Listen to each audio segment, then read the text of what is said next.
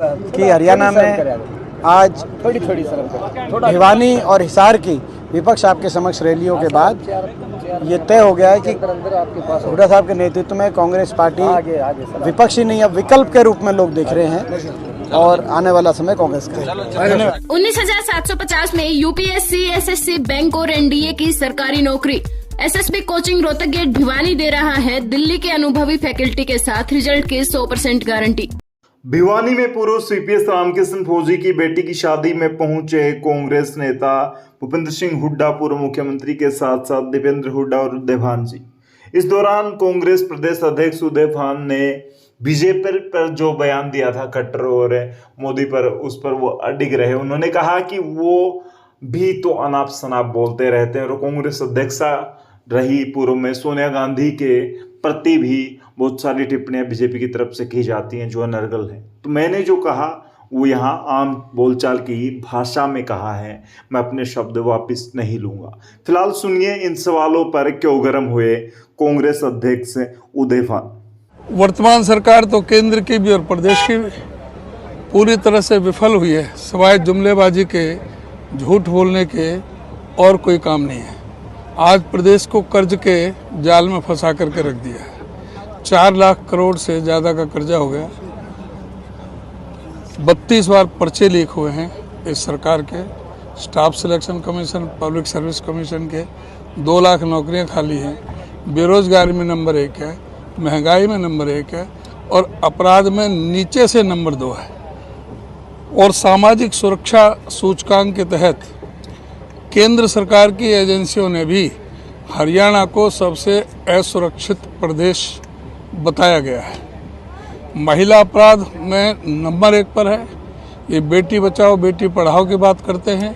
सबसे ज़्यादा दुर्गति इनके राज्य में महिलाओं के साथ दुर्व्यवहार हुआ है, चाहे वो मणिपुर का मामला हो, चाहे हाथरस का मामला हो। हरियाणा में हमारे महिला कोच के साथ मंत्री का दुर्व्यवहार रहा हो, चाहे हमारी पहलवान बेटियों का मामला रहा हो, चाहे हाथरस का मामला रहा हो।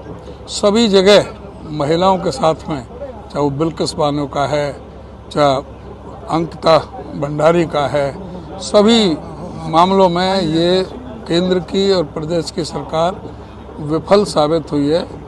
और ये जो महिला आरक्षण का जो शगुफा लेकर के आए, बड़ा पहले सोच रहे थे वो स्पेशल ये सेशन बुला रहे हैं।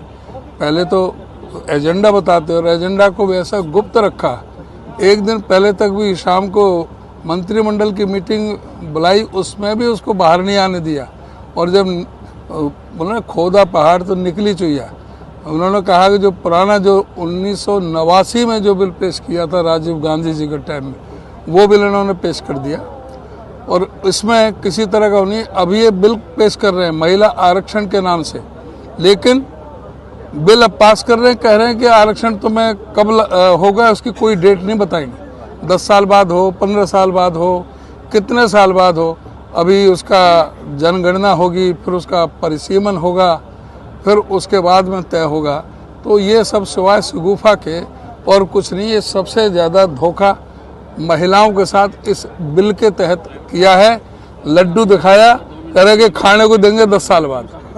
तो ये इस सरकार की ये नीति है। तो ये पूरी तरह से विफल सरकार। चलिए अब चुनाव को लेकर जिस प्रकार से एक एमपी ने, बीजेपी के एमपी ने भरी संसद में इस प्रकार की बयानबाजी की है, क्या कहेंगे? इनकी जो कुत्सित मानसिकता का ये परिचायक है कि जिस तरह की भाषा संसद में और संसद सदस्य बोलता है, भड़ुआ कहता है, आतंकवादी कहता है, मुल्ला कहता है, कटुआ कहता है, उग्रवादी कहता है, ये शब्द हैं एक सांसद के। हमारे कितना अंतर्राष्ट्रीय स्तर पर सारे देश विदेश में देख रहे हैं कि हिंदुस्तान की पार्लियामेंट में क्या हो रहा है, किस तरह से जो नया भवन बनाया उसका मुहूर्त किस तरह से हो रहा है।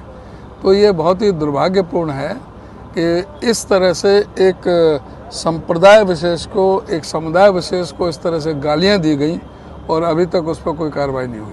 तो सर कल आपका भी एक बयान आया था, बीजेपी सड़कों पर उतरी है, पुतले फूके जा रहे हैं, कहा जा रहा है। मैंने कोई बयान नहीं, वो अपने पापों को छुपाने के लिए इस तरह का बात कर रहे हैं।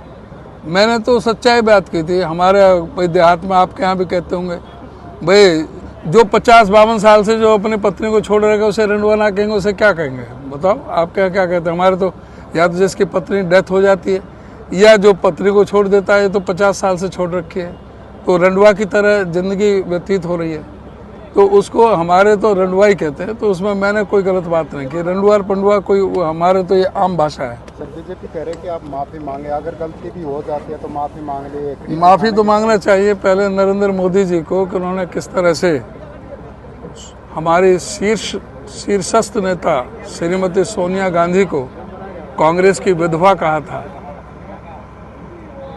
क्या नरेंद्र मोदी जी ने माफी मांगी? मैंने तो कहा ही नहीं कुछ भी।